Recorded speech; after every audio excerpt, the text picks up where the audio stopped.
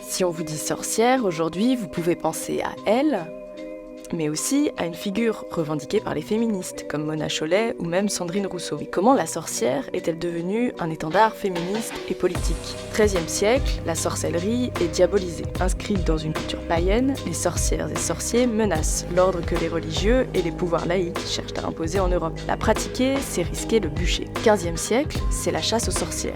Entre 1550 et 1650, les femmes représentent 80 à 85% des personnes poursuivies. En cause, l'imaginaire misogyne de Sabbat. Les femmes seraient plus faibles et donc plus à risque d'être possédées par le diable.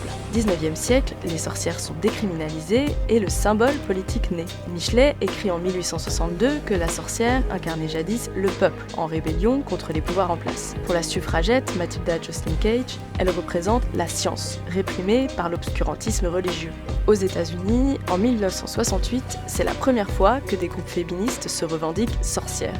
Le terme est revendiqué pour inverser et dénoncer le stéréotype. En Italie, au même moment, des mouvements militants pour l'avortement scandent « Tremblez, tremblez, les sorcières sont de retour ». La sorcière politique contemporaine est l'héritière de ces réinterprétations en cours depuis le XIXe siècle.